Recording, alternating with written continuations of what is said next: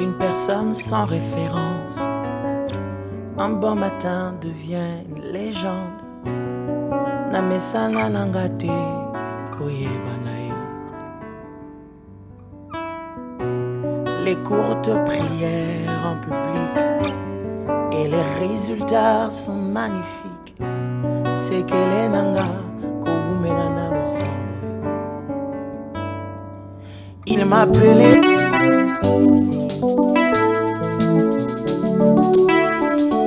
Est-ce que si vous allez commettre l'ensemble, mais maman commettre les mololo? Nous avons commis l'ensemble, nous avons été l'ensemble. Il vient enrichir la littérature congolaise, la culture prophétique. C'est le titre de ce nouvel ouvrage écrit par Aristoni Katumbai, serviteur de Dieu au sein des Assemblées Christ Jésus. C'est en présence de plusieurs fidèles d'église, hommes des dieux et autres personnalités, dans le respect strict de gestes barrières, que ce livre a été présenté au grand public le samedi 3 juillet 2021 à Kinshasa. Une cérémonie hors pair, agrémentée par différents chantres venus apporter leur soutien indéfectible à cette œuvre d'esprit dédiée aux croyants.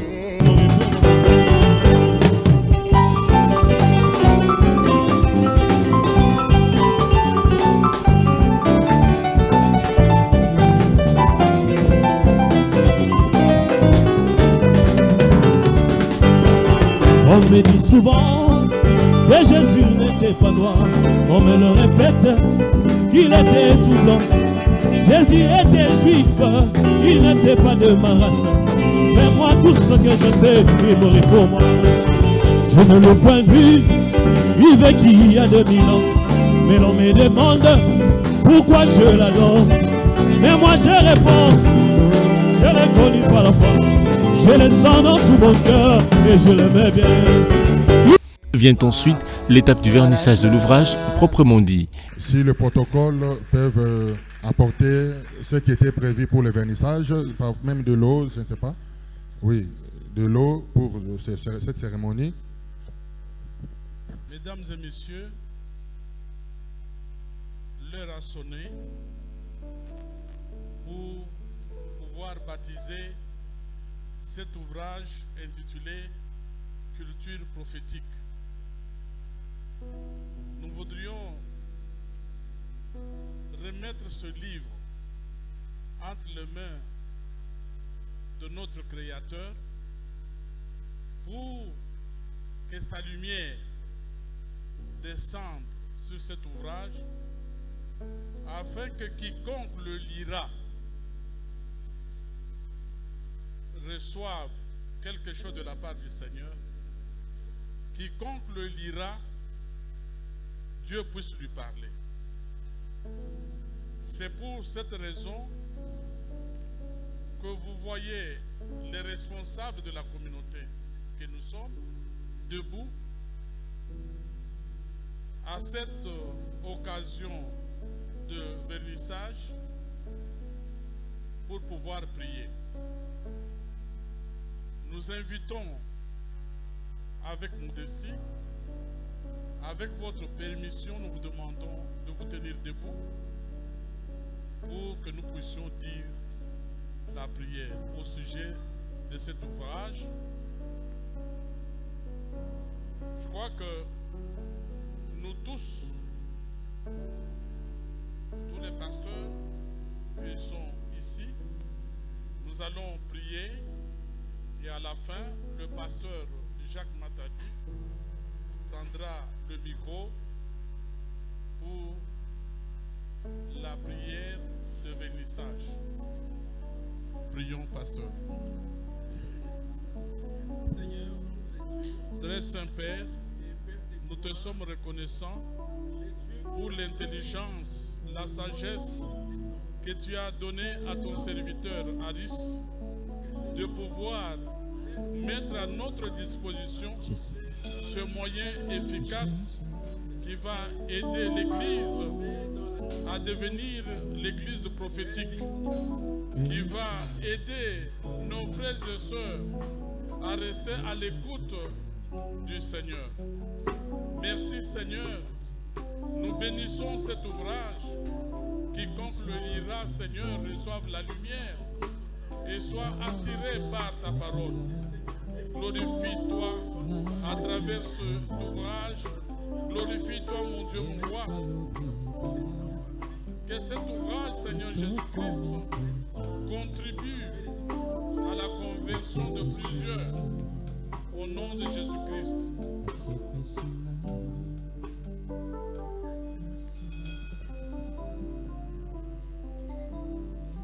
Père céleste, dans le nom de Jésus, lui qui a créé l'homme à son image et à sa ressemblance, le Dieu qui a donné l'intelligence et la sagesse à Salomon qui lui en avait demandé parce qu'il en avait besoin de conduire son peuple. Parce que Salomon avait reconnu que le peuple qui était au-devant de lui, ce n'était pas son peuple, mais c'était le peuple de Dieu. Nous te disons merci à l'occasion du vernissage de ces livres que nous tenons dans nos mains. Nous voudrons, Seigneur, que ces livres deviennent une lumière pour tout celui qui les lira. Oui, la culture prophétique. Nous sommes une église évangélique. Nous sommes une église prophétique, l'église des temps de la fin. Toi qui as, Seigneur, voulu inciter en ces temps de la fin, où nous attendons ta venue, pour que nous sachions les choses mystérieuses, comme tu nous les donnes maintenant au travers de ces livres. Que ces livres, Seigneur, soient une grande ouverture pour ton peuple, non seulement pour les peuples de la RDC, mais pour l'Église corps répandue dans le monde entier. Et que celui qui en est l'auteur puisse en tirer des dividendes au travers desquels il dira, quand on sert Dieu, il est le meilleur patron, il est le meilleur employeur. Merci pour tout ce qui va découler de ces livres. Au nom de Jésus. Amen.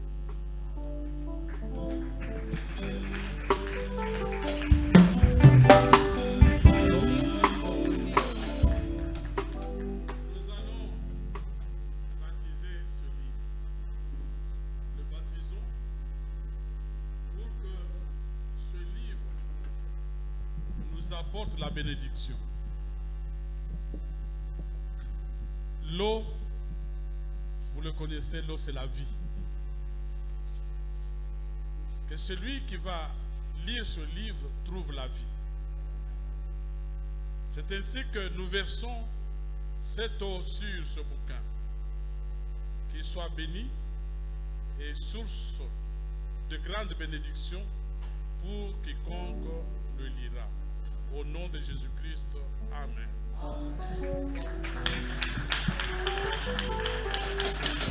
Portée sur fond baptismaux par le serviteur de Dieu des Assemblées Christ Jésus, la culture prophétique initie les chrétiens à une écoute permanente et réception des pensées des dieux. Une manière d'apprendre aux chrétiens le canon majeur par lequel ils peuvent communiquer avec leur être suprême. Ce livre de 135 pages est une initiation progressive aux notions sur le prophétique comme il est écrit dans le livre des Actes des Apôtres, chapitre 2, versets 16-18. Le prophétique d'abord, nous avions essayé de faire comprendre c'est quoi le prophétique de manière générale. Nous avions aussi parlé du ministère d'un prophète parce qu'il y a beaucoup de confusion actuellement. Nous avons parlé du ministère d'un prophète, nous avions parlé aussi de la nuance existante entre le ministère d'un prophète et le don d'un prophétie.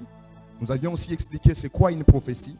Et au-delà de ça, nous avions eu à définir la culture prophétique en partant de ce que la Bible déclare dans 1 Chronique chapitre 12, le verset 32 sur le fils d'Issachar, qui avait l'intelligence des temps pour discerner et savoir ce que devait faire Israël. Ainsi, nous avions considéré cette culture prophétique comme étant une vie dans l'écoute permanente de la voix de Dieu, une vie dont les personnes sont capables de saisir la pensée particulière de Dieu dans une saison, l'appliquer pour eux-mêmes et être capables de transmettre cela aux autres.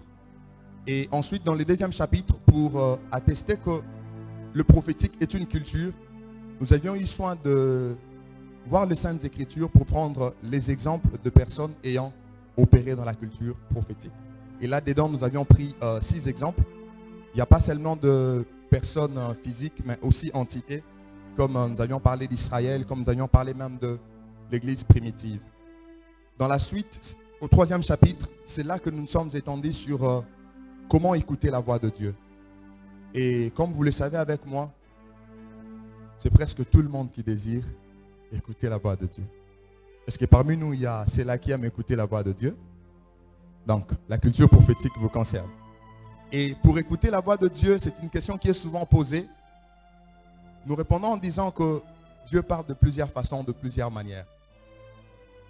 Voilà pourquoi nous avions eu à nous étendre sur 11 voies de communication en mettant un accent d'abord sur la Bible, parce qu'en ces temps, il faudrait vraiment qu'il y ait un équilibre pour ceux qui opèrent dans le domaine prophétique, qui ont tendance à négliger les Saintes Écritures. Et vous trouverez même dans ligne de page où nous énonçons quelques vérités sur le prophète et les Saintes Écritures. Après avoir parlé de la Bible en large comme étant le premier moyen pour écouter Dieu, nous avions eu le temps de parler aussi de vision. En dehors de vision, nous avions parlé de songes. Nous avions parlé de sensations, parce que je crois que Dieu parle aussi par des sensations. Tout ce que nous avions dit, nous avions eu comme base et notre seule défense, les Saintes Écritures.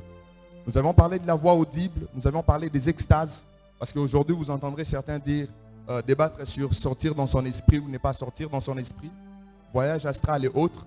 Mais nous avions essayé de donner un éclaircissement sur les Saintes Écritures, parce que la Bible nous parle des extases. Et ce n'est pas magique, mais c'est juste question de comprendre ce que la Bible veut dire sur les sujets. En dehors de ça, nous avions parlé des signes, parce que Dieu parle aussi par des signes. Dieu parle aussi par des circonstances, nous avions parlé de ça. Et Dieu parle aussi en nous empêchant, c'est un point que nous avions développé, de faire certaines choses. Et Dieu parle aussi en créant le vouloir et les désirs en nous. Et pour finir avec ce 3e chapitre, nous avions eu à énoncer quelques vérités sur le voie de l'écoute de Dieu. Parce que certains se disent, telle voie de vision, moi je n'ai que de songes. Parce que déjà, je vous dirais que le songe et les visions sont presque similaires.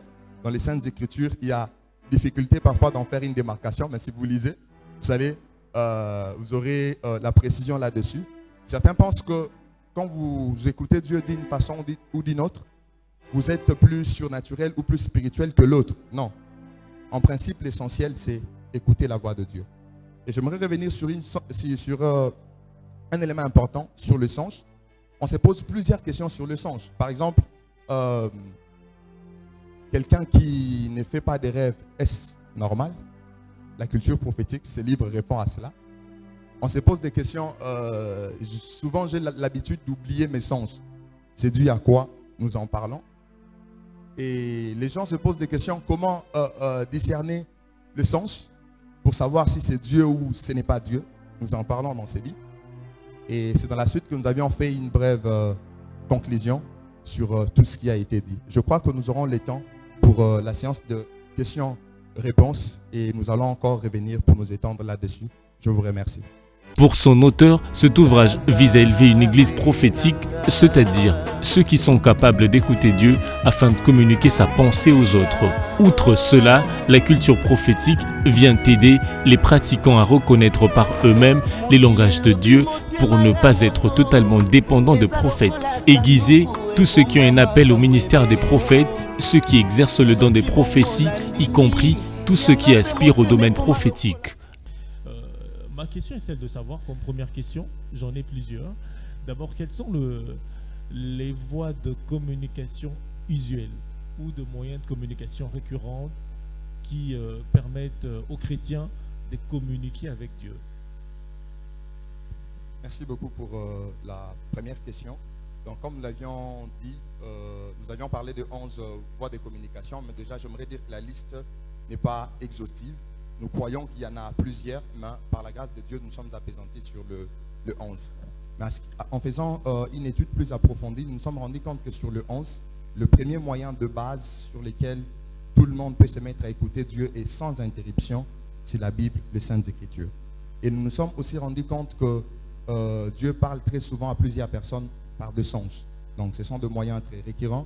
Et en dehors de ça, j'avais même oublié de citer, c'est dans l'ouvrage, le penser, les impressions. Donc c'est parmi les moyens très usuels que Dieu utilise pour parler aux hommes. Mais toutefois, ça dépend toujours de Dieu quand il a besoin de communiquer avec nous. Prophète, parlons du songe. Je ne sais pas si tout songe est une communication. Comment différencier un songe qui est une communication et un songe, je dirais, qui est normal? Déjà, en ce qui concerne le songe, nous avions donné un éclaircissement pour dire qu'il existe 3 sources de songes. Nous pouvons avoir des songes qui viennent de Dieu, donc là on fait allusion à une communication divine. Et nous pouvons avoir des songes qui émanent de l'homme lui-même, et nous pouvons avoir des songes qui émanent du diable. Et pour établir la distinction, il est question d'avoir un discernement. Et avoir le discernement, je conseille généralement aux gens d'avoir une vie d'intimité avec le Seigneur, parce que quand vous marchez avec le Saint-Esprit, il vous accordera la conviction de savoir que ce que vous aviez reçu émane automatiquement de lui. Mais au-delà de ça, nous nous sommes étendus en long et en large sur ça dans l'ouvrage, afin de permettre aux gens d'avoir un aperçu sur ces genres de questions. Bon, pour ne pas monopoliser la parole, Christelle, pardon, j'ai encore quelques questions. J'en ai plusieurs, je ne sais pas si on a combien de minutes, mais j'en ai certes plusieurs questions. Vous aviez martelé en vous entendre parler, vous parlez de la communication entre un chrétien et Dieu. Qu'en est-il de personnes qu'on appelle païens? Ces personnes-là qui ne connaissent pas Dieu, est-ce que ces personnes-là peuvent communiquer avec Dieu? Exactement. En ce qui concerne le païen, dans l'ouvrage, j'ai insisté parce que parfois, quand on parle des païens, pour certains, c'est comme si on les insultait et qu'on sort. Bon, parlant de personnes qui ne connaissent pas le Seigneur Jésus comme nous. Oui, oui. La seule différence, déjà, je commence par dire que Dieu étant créateur de tous, il désire communiquer avec tout le monde. Dès le commencement, vous verrez que quand il a créé l'homme et la femme, la Bible nous fait voir que chaque soir, il descendait dans les jardins pour parler avec Adam et Ève. Donc, c'est son désir. Dieu ne parle pas seulement aux chrétiens. Là, je l'affirme, je peux défendre ça sur les Saintes Écritures. Dieu parle même aux personnes non croyantes. Parce que, quand vous regardez dans la Bible, je peux prendre l'exemple du livre de Daniel, Daniel chapitre 2, vous verrez le roi Nebuchadnezzar qui ne faisait pas partie du peuple de Dieu Israël, mais il a reçu un songe. Et les songes de Nebuchadnezzar, dans le domaine eschatologique, quand vous essayez d'interpréter, vous vous rendrez compte qu'il parle non seulement de choses qui sont déjà accomplies par rapport à notre temps ici, mais de choses qui vont encore s'accomplir après enlèvement de l'Église. Pasteur Harris, j'ai 2 grandes questions. D'abord, en écrivant cet ouvrage, j'avais des questions que je vais vous poser déjà, avant que cet ouvrage soit baptisé aujourd'hui. La première, Pasteur Harris, en écrivant Culture prophétique, d'abord, qu'est-ce qui vous a incité à écrire cet ouvrage? Et puis, vous avez voulu recadrer les faux prophètes qui ne sont pas dans les normes, c'est-à-dire qui ne prophétisent pas selon la parole de Dieu, ou soit vous avez été victime d'une fausse prophétie, ou soit dans une assemblée, dans votre église, il y a des messages, soit il y a des témoignages des gens qui vous recadrent, des gens plutôt qui vous encadrent, ils vous ont donné des témoignages des faux prophètes, peut-être vous voulez les recadrer à travers cet ouvrage. Merci pour la question, Madame Christelle. À ce qui concerne la motivation, fausse prophétie, faux prophète ou pas, ce sont des choses que nous vivons dans la ville, mais la motivation de base, c'est comme je l'ai dit, c'est la lecture sur les Saintes Écritures. Nous avions vu que la dispensation dans laquelle nous sommes est vraiment caractérisée par l'accessibilité du prophétique à tous. Voilà pourquoi nous avions voulu rendre les enfants de Dieu à mesure de vivre cette culture. C'est vraiment ça la motivation, donc permettre à tous ceux qui veulent écouter Dieu, savoir comment y aller, comment naviguer dans ces domaines. Là, à ce qui concerne le recadrage, oui, nous avions quand même, parce qu'en définissant, lorsque vous devez définir certains concepts, parfois il est nécessaire de donner un peu un aperçu sur ce que les gens n'arrivent pas à comprendre ou interprètent mal. Donc on a quand même recadré, mais la motivation n'était pas de parler peut-être de faux prophètes qui sont dans le faux et consorts, mais c'est de permettre aux enfants de Dieu de distinguer le faux et le vrai aussi en écoutant Dieu. Encore une question. Si un homme de Dieu, soit un prophète, a un message de la part du Seigneur dans une assemblée, soit dans une église, il a un message ou soit une vision que Dieu l'a donnée, est-ce qu'il peut tout dire aux enfants de Dieu, soit tout dire à l'assemblée de Dieu, soit dire à un frère ou soit à une sœur, puisqu'il y a certaines prophéties, si vous l'annoncez comme ça risque de séparer des familles. Est-ce que c'est conseillé dans cet ouvrage Culture prophétique? Ok, merci. Ça, c'est une très très bonne question. J'ai beaucoup aimé ça. ça demande beaucoup plus d'éthique dans le domaine prophétique, de maturité et de discernement. Je prends l'exemple de Daniel. Il a vu beaucoup de choses, c'est parmi des gens qui ont vu beaucoup de choses à ce qui concerne l'eschatologie, mais à la fin de son livre, Dieu lui dit clairement que Daniel scelle ces choses. C'est jusqu'à la fin des temps que la connaissance augmentera et les gens vont les lire et ils en comprendront. Donc, lorsqu'on écoute Dieu, ayant ces discernements, Dieu peut vous dire, certes, vous aviez écouté, vous aviez capté, il peut même vous dire, ça, n'annoncez pas. Ça, c'est la première des choses. Je peux appuyer ça avec Apocalypse, Jean. Lorsqu'il a eu la vision de l'Apocalypse, à Jean, le Seigneur n'a pas demandé de sceller. Au contraire, le Seigneur l'a demandé de mettre ça à la disposition. Voyez, donc tout dépend de ce que Dieu veut par rapport à ce qu'il est en train de vous dire. Mais ça peut arriver par sagesse. Je peux prendre un autre exemple. Il y a le prophète Nathan, si je ne me trompe pas, qui devait voir David lorsqu'il avait eu à pécher et consort. Vous voyez, David avait péché, mais en venant devant le roi, il ne s'est pas directement commencé à crier sur le roi, tout ça. Mais il a appris peut-être une parabole, donc jusqu'à ce qu'il aille à transmettre le message comme il se doit. Donc au-delà de ce que nous écoutons, nous devons comprendre qu'est-ce que Dieu veut réellement que nous puissions faire. Parce que moi, personnellement, il m'arrive parfois que Dieu me parle de plusieurs personnes sur certaines choses, mais que je n'annonce pas. Je comprends juste que Dieu me donne un fardeau d'intercession pour cette personne. Ça arrive que Dieu vous parle, mais vous ne devez pas énoncer le message. Mais ça peut aussi arriver que c'est nécessaire d'énoncer ou d'en parler. Pasteur, prophète Harris, vous êtes revenu plusieurs fois sur le mot prophétie. La prophétie, est-ce un don ou un croyant peut en développer comme ministère à la langue? Et on a plus l'impression que ceux qui sont sur la chair, qui sont de personnes favorisées à plus communiquer avec Dieu, est-ce qu'il y a-t-il une catégorie des personnes qui sont favorisées à communiquer avec Dieu? Je crois que je termine par là. Ok. Ça c'est une très bonne question. À ce qui concerne le fait d'être favorisé ou pas, je dirais déjà que ce n'est pas ceux qui sont du haut de la chair qui sont favorisés à écouter Dieu. Parce qu'il y a un dénominateur commun. Nous ne sommes pas dans l'ancienne alliance, mais nous sommes dans la nouvelle alliance. Tous nous formons un royaume et des sacrificateurs.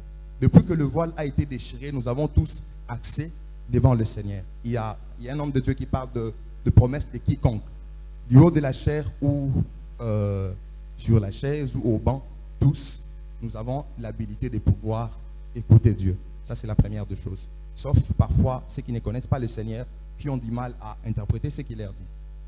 Et concernant prophétie, don et ministère, il y a une nuance. Il y en a plusieurs. Nous avions essayé d'évoquer ça dans les livres parce que je crois dans une des émissions, je disais que le prophétique en soi comporte plusieurs dimensions. C'est un domaine assez vaste. Donc, le prophète, c'est celui qui a reçu un appel de la part de Jésus. Jésus lui-même l'appelle parce que le ministère ou l'office de prophète fait partie des 5 dons qui gouvernent l'Église. Parmi les dons que Jésus a fait à l'Église, nous avons les apôtres, le prophète, les évangélistes, le pasteur et le docteur. Mais tout celui qui prophétise n'est pas prophète. L'autre a seulement un don de prophétie. Celui qui est prophète, au-delà d'avoir un don de prophétie, lui-même, il est un don. Parce que c'est quelqu'un que Christ a fait comme don à l'Église. Mais celui qui a un don de prophétie, il n'est pas un don à l'Église dans le domaine prophétique. Il a juste le don de prophétie. Mais au-delà de ça, on peut même prophétiser sans pourtant avoir un don de prophétie, sans pourtant avoir un ministère prophétique. Vous me direz comment? L'apôtre Paul, dans 1 Corinthiens chapitre 14, il dit « Je désire que vous parliez tous en langue, mais plus que vous prophétisez. » Si l'apôtre Paul affirme cela, je peux aller plus loin. Saül, il y a quelque part dans la Bible, on se pose la question, est-il parmi le prophète? Il n'a jamais été prophète, il n'avait pas un don de prophétie, mais il a prophétisé. C'était comment? Par l'atmosphère prophétique. Samuel lui a dit, tu rencontreras une troupe de prophètes à Gibéa Elohim, et lorsque tu arriveras, l'Esprit de l'Éternel te saisira et tu prophétiseras. Là où il y avait l'onction, là où il y a l'onction prophétique, même quelqu'un qui n'est pas prophète, qui n'a pas un don de prophétie, peut prophétiser. Voilà. Merci beaucoup, prophète, d'avoir répondu à nos questions. Merci. Madame Christelle, vous avez une question? Oui, en appuyant toujours la question des Lionel, dans la culture prophétique, vous avez aussi expliqué c'est quoi les dons prophétiques et c'est quoi les ministères prophétiques. Si nous avions expliqué c'est quoi la différence qui existe entre les dons prophétiques et les ministères prophétiques. Je peux étaler ça rapidement. La première, c'est comme je disais que le prophète est lui-même un don dans le domaine prophétique, mais celui qui a un don de prophétie n'est pas un don dans le domaine prophétique, il possède un don. Il y a quelqu'un qui est un don et l'autre qui possède seulement, qui se limite à posséder un don. Je peux encore aller dans une autre différence. À ce qui concerne la source, celui qui a un ministère de prophète, en lisant les Saintes Écritures, cela lui est octroyé par Jésus-Christ. Mais le don de prophétie, nous le voyons dans 1 Corinthiens chapitre 12, c'est le Saint-Esprit qui donne cela aux croyants. Deuxième nuance. Et si je peux parler d'une troisième, celui qui a un don de prophétie se limite à exhorter, édifier et consoler. Mais quand vous lisez la Bible en entier, le ministère prophétique va au-delà de ça, au-delà d'édifier, exhorter et consoler. Et leur niveau d'influence et d'autorité est aussi différent. Donc, ce sont des éléments qui nous permettent. Et au-delà de ça, celui qui est dans le ministère prophétique, généralement, c'est un ministre de la parole. Mais celui qui a un don de prophétie n'est pas forcément un ministre de la parole. Donc, ce sont des nuances que nous pouvions relever. Les participants à leur tour ont adressé un flot de paroles agréables à l'endroit de ce nouveau venu, pétri de sagesse. Cher ami, j'ai 3 questions à poser. D'abord, je commence par me présenter. Je m'appelle Glaudis Matadi. Voilà.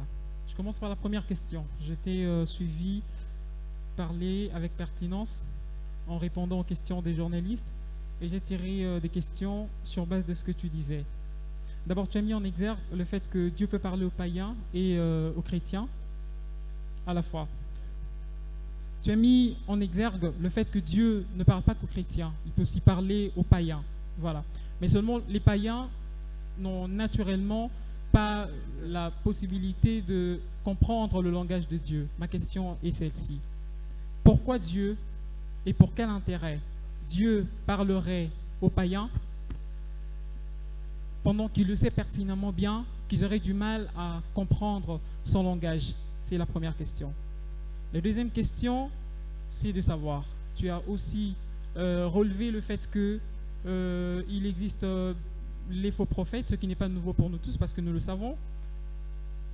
Le diable a aussi des agents qui l'utilisent et qui séduisent le monde parce qu'ils disent la vérité en fait quand ils viennent vous prophétiser. Je prends le cas d'un nouveau-né en Christ qui ne sait pas capter le discernement de l'esprit.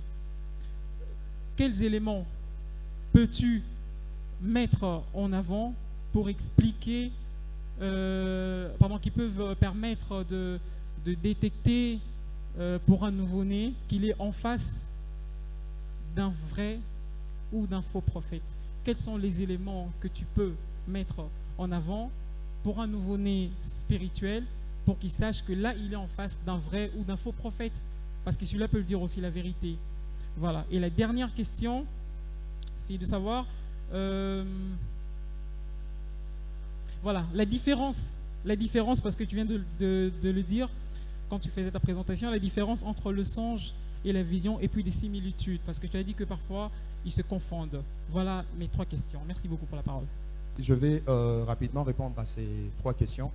Je commencerai par la deuxième, s'il faudrait aider ceux qui sont chrétiens, mais qui sont encore bébés spirituels pour connaître à différencier le vrai et le faux prophète. Le conseil que je leur donnerai, comme l'apôtre Paul le dit, ils devraient s'attacher au lait spirituel pour croître. Parce que lorsque nous devenons en Christ, nous devenons chrétiens, nous naissons de nouveau, nous sommes bébés, nous sommes charnels. Alors Dieu nous appelle à la croissance et à la maturité. Ce n'est qu'avec la croissance et la maturité qui peuvent être à mesure de distinguer le vrai et le faux prophète. Ça, c'est une précision que je pouvais apporter. Et la première question était celle de savoir quel est l'intérêt que Dieu a de parler aux païens aussi longtemps qu'il sait qu'ils ne vont pas comprendre. En fait, ce qui est vrai, c'est ce que nous constatons dans les Saintes Écritures. Nous avions vu dans les Saintes Écritures que Dieu parle même aux païens. Et quand il est fait ainsi, nous ne disons pas que ces personnes païennes ne comprennent pas tout. Parce que, je vous donnerai un autre exemple. Il y a le songe d'un Mandianite qui a fait un songe lorsque, comment il s'appelle encore? Gédéon devait aller combattre. Ce Mandianite a fait un songe et son ami Mandianite aussi, Aïa, lui dire que non, ça c'est certainement l'armée de Gédéon qui va nous ravager et autres. En fait, Dieu, il est fait dans les soucis d'inciter ces gens vers lui. Mais ces gens n'ont pas la capacité de comprendre la totalité. C'est ainsi que nous appelons ces personnes à recevoir Christ comme Seigneur et Sauveur dans leur vie. Donc parfois, c'est une façon ou une manière pour Dieu d'anticiper certaines choses pour les rapprocher au salut. À ce qui concerne la nuance entre le vision et le songe, dans l'ouvrage, j'en parle, je dis que le songe et le vision sont similaires. Quand vous lisez même certains commentateurs de la Bible, et même quand vous faites une lecture approfondie dans la Bible, vous verrez que parfois, on ne sait pas vraiment distinguer à quel moment c'était une vision, à quel moment c'était un songe. Je prends l'exemple de Daniel, un prophète que j'aime bien. Parfois, il parle de visions nocturnes.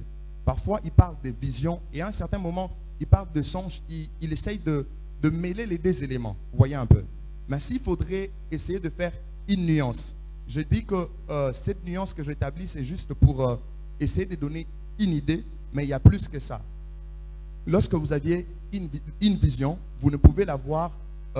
Vous pouvez avoir votre vision en état d'éveil et vous pouvez aussi avoir la vision pendant votre sommeil. Mais lorsqu'il est question d'un songe, vous ne l'aurez jamais en état d'éveil parce que même, je crois c'est en latin, le terme songe fait allusion à somnus qui est rattaché au sommeil. Vous voyez, c'est un élément qui peut nous permettre à donner une nuance, mais ce n'est pas toujours évident parce que c'est vraiment complexe et très lié.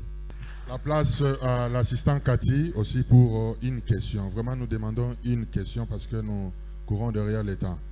Alors qu'il avance, oui, nous l'accueillons aussi par des acclamations.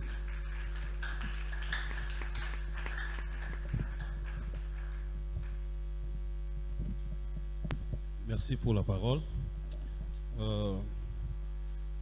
J'ai acheté ces livres les dimanches passés. Dans 3 jours, j'avais pénétré tous les livres. Alors, j'ai vu la profondeur qu'il y a dans les livres. Je bénis le Seigneur parce que c'est un domaine que j'aime beaucoup. Mais ma question est celle-ci. Ne peut écrire sur la médecine qu'un médecin. Ne peut écrire sur l'agriculture qu'un agriculteur. Et je voudrais savoir avec précision, quand vous parlez de la culture prophétique, êtes-vous un prophète ou vous avez parlé pour parler? Merci. Merci pour la question. Je vais répondre de façon indirecte parce que je sais que concernant le ministère, il y a un homme de Dieu qui parle toujours de 2 phases. Il y a la première phase qui est celle de l'appel, non 3 phases. La première qui est celle de l'appel, la deuxième qui est celle de la formation et la troisième phase qui vous permet d'exercer en tant que tel. C'est ainsi qu'on parle parfois de la reconnaissance du ministère. Personnellement, je sais à quoi je suis appelé parce que Dieu nous a déjà parlé de ça quand même depuis. Mais je pense que nous parlons de la culture prophétique parce que par la grâce de Dieu, nous vivons la culture prophétique. Je peux me limiter là. À ce qui concerne la reconnaissance ministérielle, je crois qu'il y a de pères qui sont plus compétents que nous, qui pourront nous en dire quoi lorsque le moment arrivera. Merci. Merci beaucoup. Nous acclamons. Pour terminer, nous recevons le frère Gloire Kaninda qui a aussi une question à l'auteur. Bonjour tout le monde. D'abord, je félicite mon frère Tony pour sa sagesse de tout à l'heure. J'aimerais poser la question de savoir, une question directe, si les prophétiques est une culture, quelles sont les attitudes ou les comportements ou comment la développer? Voilà. Merci beaucoup. Une très bonne question qui va donner un peu plus de lumière et d'éclairage. Donc, si le prophétique est une culture, comment la développer? Dans les livres, j'ai tiré une conclusion parce que je me suis rendu compte que si vous voulez opérer dans la culture prophétique, la première des choses que vous devriez faire, parce que comme je l'ai dit, que le païen, Dieu le parle, mais ils ne sont pas à mesure de comprendre avec exactitude la totalité de ce que Dieu leur dit. La première des choses pour opérer dans la culture prophétique, croyez en Jésus comme étant votre Seigneur et Sauveur. Et lorsque vous êtes en Jésus comme étant votre Seigneur et Sauveur, accrochez-vous à l'intimité avec le Saint-Esprit. Parce que quand vous êtes dans cette relation, je prendrai l'exemple d'un homme et d'une femme qui se sont mariés. Ces 2 personnes chaque jour, ils peuvent s'entendre. C'est-à-dire, l'autre écoute la voix de son conjoint, l'autre écoute aussi la voix parce qu'ils sont en intimité. Donc, il faut privilégier l'intimité avec le Saint-Esprit. Ce sont des éléments qui vous permettent de vivre dans la culture prophétique. Mais au-delà de ça, prêtez aussi beaucoup d'attention à ce que Dieu vous dise. Pourquoi? Parce que vous verrez certaines personnes, je l'ai dit même dans les livres, concernant, si je peux prendre les cas des songes, il arrive parfois que Dieu vous parle, très souvent dans les songes, mais à force d'avoir une certaine déconsidération de la chose, ça peut se faire que Dieu ne passe plus vraiment par le songe pour vous en parler. Mais quand vous avez de la considération pour la chose, ça vous permet ça vous permet d'entendre Dieu continuellement par cette voix. Donc, comme je l'ai dit, croire au Seigneur Jésus, s'attacher à l'intimité avec le Saint-Esprit et au-delà de ça, avoir de la considération pour le culte de Dieu. Parce que les choses pour lesquelles vous ne croyez pas, vous ne les vivrez aussi jamais. S'en est suivi de la vente symbolique des ouvrages. Hommes des dieux, fidèles d'église, invités, se sont procurés chacun de ce livre, question de contribuer à l'avancement de l'œuvre de Dieu. Maintenant, là, je ne serai pas en train de faire beaucoup de sensibilisation, mais je voudrais que la première personne qui veut se connecter à cette œuvre puisse s'élever.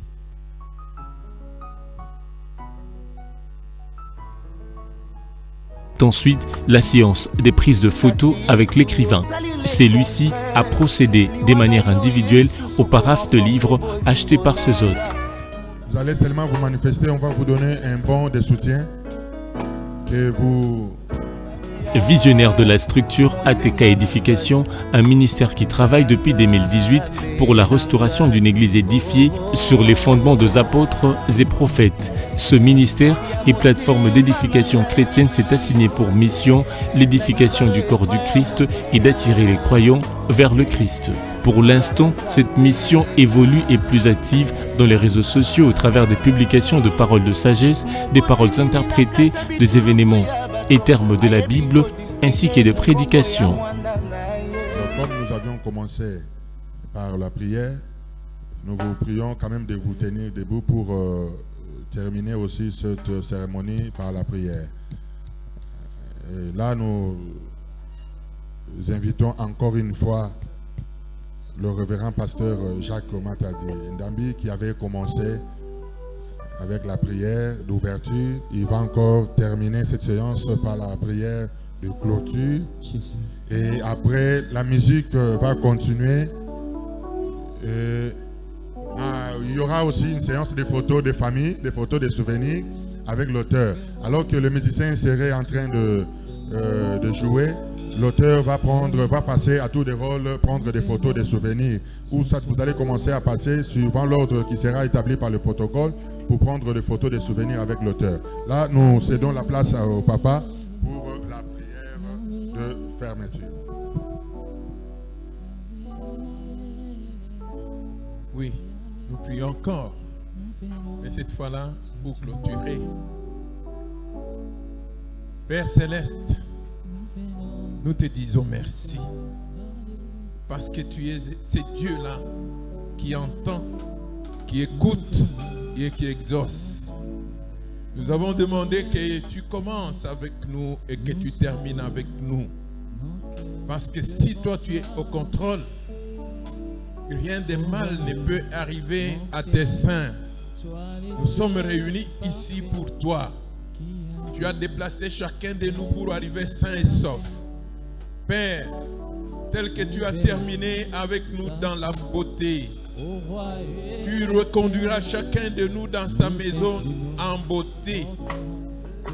Pas un seul esprit de mort qui ne pourra se manifester pour causer du tort. Car l'armée céleste campe autour de tes enfants.